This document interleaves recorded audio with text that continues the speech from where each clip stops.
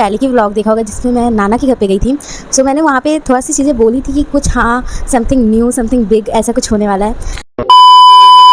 So hey guys, welcome back to my YouTube channel Ayushi पटॉप vlogs. कैसे so आप सब? आई होप आप सब बहुत अच्छे होंगे। सो आपने थंबनेल तो देख ही लिया होगा एंड बहुत ही बड़ी बिग न्यूज़ है कि हाँ शादी फिक्स हो गई है। मेरी नहीं, ऑब्वियसली मेरे भाई की शादी फिक्स हो गई है। एंड या कुछ टाइम पहले हुई है, बट ये होता है ना कि हर चीज़ को बताने का एक सही टाइम होता है, तो मैं बस उसी सही टाइम का वेट कर रही थी। एंड अभी मुझे लगता है कि वो सही टाइम ये है बताने का। एंड आपको बिलीव नहीं होगा जब ये सारी चीज़ें हुई, मैं यहाँ पे फ़ोटोज़ वगैरह ऐड करूँगी तो आप उसमें देखना। सो जब ये सारी सोचो मेरा खुद का भाई का ये सारी चीज़ें हो रही है और मैं वहाँ पे हूँ नहीं, बस एक दो दिन के फासले के वजह से, एक दो दिन के ऊपर नीचे की वजह से मैं उसमें थी नहीं। सो चलो अब मैं आपको स्टार्टिंग से बताती हूँ कि ये सब स्टार्ट कैसे हुआ, कैसे क्या। सो ये जो रिश्ता है ये हमारे मौसा जी के थ्रू आया था। पहले भी बहुत सारे रिश्ते आए थे, बट हम मतलब समझ में नहीं आ रहा है जो भी आप लोग बोलो। सो नवरात्रि में मैं आई थी घर पे, हॉस्टल से घर पे आई थी। सो मैं कुछ टाइम रही एंड देन मेरी भाभी को लड़की हुई थी, तो वो जो छठी वगैरह होता है वो सब करके मैं घर पे हॉस्टल में चली गई थी। एंड जैसे मैं ये एक ही चीज़ मेरे साथ बार बार हुआ है। हॉस्टल में गई, फिर उसी टाइम मतलब आया कि ये रिश्ता आया था हमारे पास उस टाइम। सो तो मैं जब भी हॉस्टल पहुंचती हूँ मैं पापा के पास हमेशा फ़ोन करती हूँ कि पापा हॉस्टल पहुंच गए ऐसे वैसे।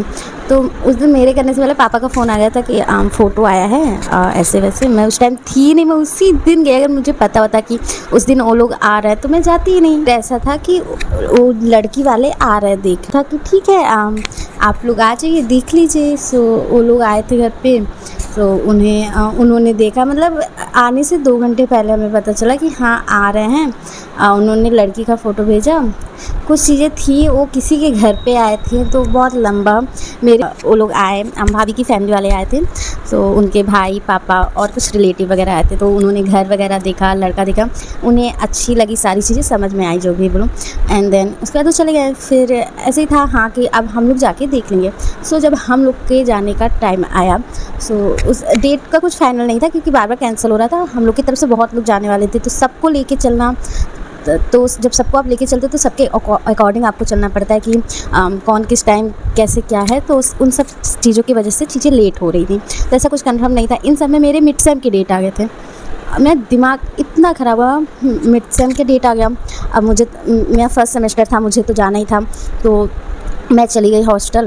एंड फिर जब मैं वहाँ गई फिर डेट फाइनल हो गई कि इस डेट को जाएंगे। और मेरा मिड सेम के बीच में ही था जिस दिन मेरा था। चलो ठीक है, अभी देखने ही गए, इतना कुछ था नहीं, बस हाँ लड़की ठीक थी और लड़की वालों को यहाँ की सारी चीज़ें अच्छी लगी। तो वहाँ पे गए, सारी फैमिलीज, उनकी तरफ से भी काफ़ी फैमिलीज थी, हमारी तरफ से भी काफ़ी फैमिलीज थी।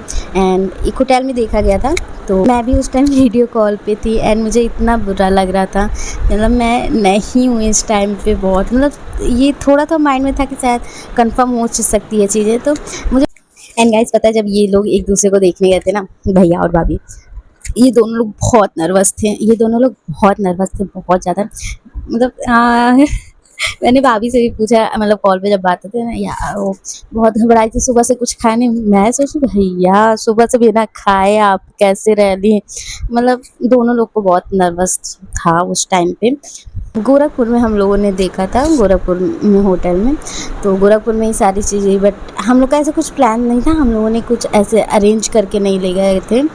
तो वहाँ से हमने थोड़ी बहुत चीज़ें ली जो कि होता है हमारे यहाँ, लड़की जब पसंद आ जाती है तो उसके हाथ पे हम लोग रख देते हैं, जो भी फल हो गया, पैसा हो गया, कपड़ा हो गया। मेरे से मेरी मौसा जी पूछ रहे हैं बताओ भाभी कैसी लग रही है। मैं वहाँ पे मिड सेम का अलग टेंशन मेरे ऊपर, यहाँ पे पूछा है कैसे, मैंने कहा आप लोग सामने हैं, आप लोग देखिए फ़ोटो में तो मुझे अच्छी लग रही है। एंड मैं अभी आप लोग को ना उनका फेस नहीं दिखा सकती क्योंकि शादी में दिखाऊंगी क्योंकि। एंड उसके बाद भाई भाभी ने अपने में बात की, जो भी मतलब मैं उसमें क्या बताऊँ उन लोगों ने क्या बात की थी पता नहीं। एंड उन दोनों को भी एक दूसरे पसंद आ गए हैं, उनको वो पसंद आ गए, उनको वो पसंद आ गए। एंड देन उसी टाइम हमारी फैमिली एंड उनकी फैमिली ने इन दोनों लोग के हाथ पे रख दिया, रोका कर दिया, ये सारी चीज़ें हो गई। एंड मैं इन सारी चीज़ों में नहीं थी, मैं थी वीडियो कॉल पे।